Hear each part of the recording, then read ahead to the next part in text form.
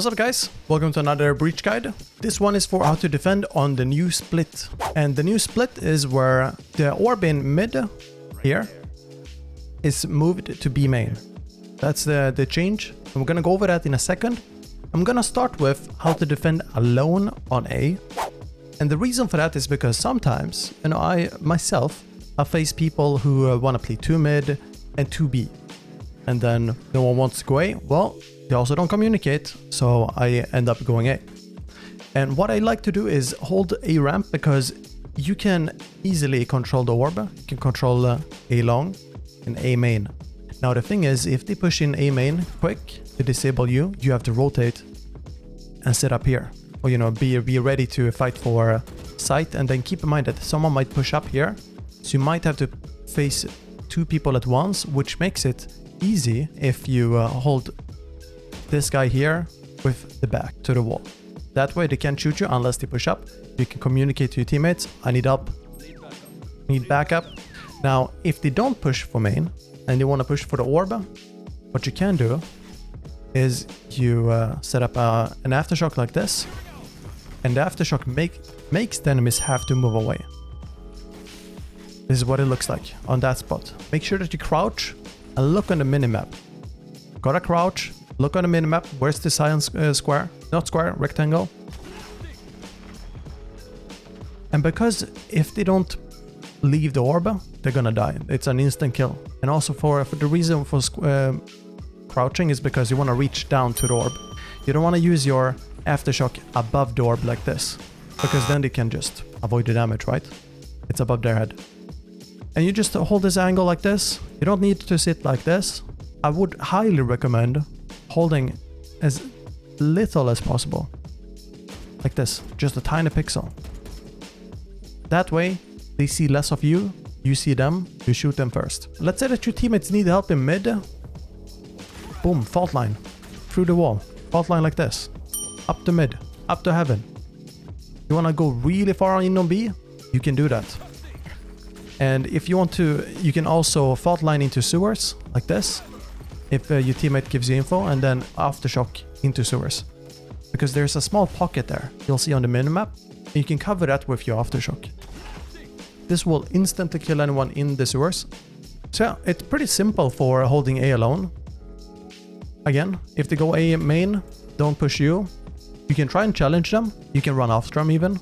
But I would recommend rotate heaven quickly, pull out your knife, turn around, be ready to fight. And I would recommend, instead of flashing this wall, flash into the floor like this to flash the enemies without having to show you. And then you just wallbang like that. If you think they're planting behind the glue thingy, one aftershock and they have to move, and you're there ready to shoot them. Next up is if you have a teammate with you and they're sitting up on ramp. If your teammate wants to hold down here, you pretty much do the same thing you do on ramp, but you can flash them out if they want to push aggressively or whatever. Here, if they hold ramp and you hold main, you just listen for steps. Are they pushing? Now your teammate can push up with you. Flashbang on this wall. And if you flashbang on the wall, that's where the flashbang will go. Flashpoint them in. It might feel good, you know, to flash like this. But I would not recommend it, because if you have a teammate here, they're gonna get flashed by you. And the enemies, in order to get flashed, they need to see that corner. So let's say that they're sitting like this, about to pop out. You have a Phoenix on the enemy side who's snapping his fingers, about to pop flash. Well, he's not gonna get flashed. But if you flash like this, goes here. So again, look at the minimap, yellow circle. Stand close to the wall so that you don't get shot from that angle. Flash like this. And then go there. Keep in mind that any enemy who's there might be enemies who are holding like this, so you gotta be careful. This is the only angle you need to check. And then you push in. You can also go for a fault line. Like this. And then flash. Boom, boom, boom. Right? You can also flash up here if you want to. Let's say that you don't want to go for the fault line. You can flash there if you want to be really greedy. But keep in mind, enemies might sit here, they can turn. They hear the flash, they just turn and go back. And that's the only difference for aggressing. Now, if you want to defend, you listen for the steps. So what I usually do is a fault line, you know, with my teammate here, or fault line like this, and then peek. Let's say that enemies are pushing really hard, and you don't feel like using fault line because fault line is a really long animation. Gotta load it up, then it also has to activate, right? So what you can do instead is you flashpoint anywhere, you know, anywhere here.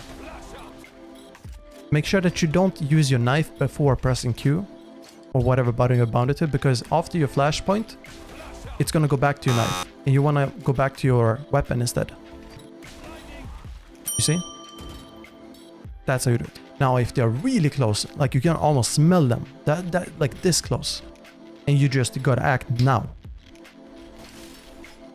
Perfect time for aftershock, because aftershock blocks vision, but also forces the enemies to respect it, either back out or be extremely quick, pull out the knife, and push out.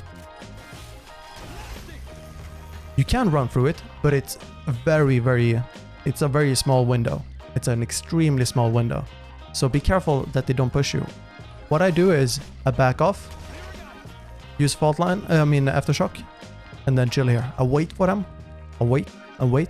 Listen to the steps, what the direction is, and also what sound it is. You want to go fight the fault line if they're far away, like heaven. Let's say it's a 1v1. Fault line and shoot. Pretty easy. If they're really close, let's say that they're right here, somewhere, you don't want to fault line that, because they might run past by the time it activates, or run back, or whatever. You know, they might dodge it really quickly. So instead, go for the flash. You know, flashpoint. Next up is defending in mid. And because of the new change to split, there's no orb here anymore. This orb is now moved to B main. We're taking it soon. But it means that you need less pressure on mid, because there's less incentive in mid now. Mid control is still important. And who is better for mid control than someone who can use a fault line across the whole map? No one but Breach. Well, no one has the ability, but you see what I mean, right? You can fault line like this onto long. Let's say you have two teammates on A. I would recommend, by the way, one mid, and that guy being Breach. If you play Breach, you can help him B. You can help the B main. Let's see, you want to help in heaven, like that. Let's say that you hear enemies in mid. Easy, you know, easy peek. But the big important part about this defense is that you can fault line really far and help your teammates.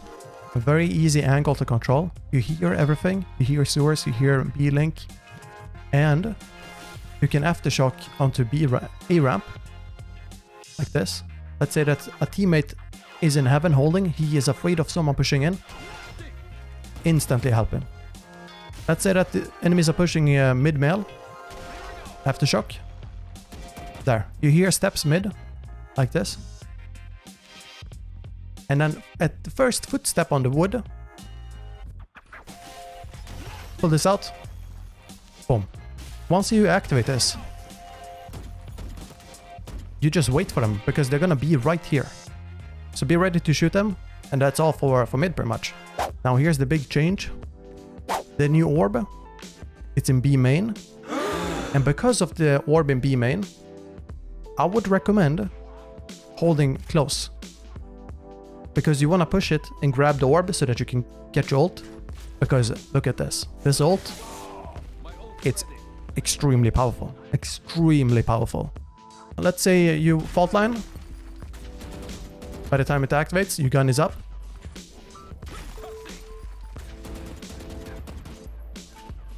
Like this. I would recommend flashpointing up so that you don't accidentally flashpoint too low and someone is blocking the vision. So flashpoint up like that. That way everyone gets flashed, but also make sure it's not too far up. So you need to find a sweet spot somewhere between this, between that thingy and between that line. So here. Perfect, right? Perfect. I would recommend looking at that thing there, or the height of the motorbike there.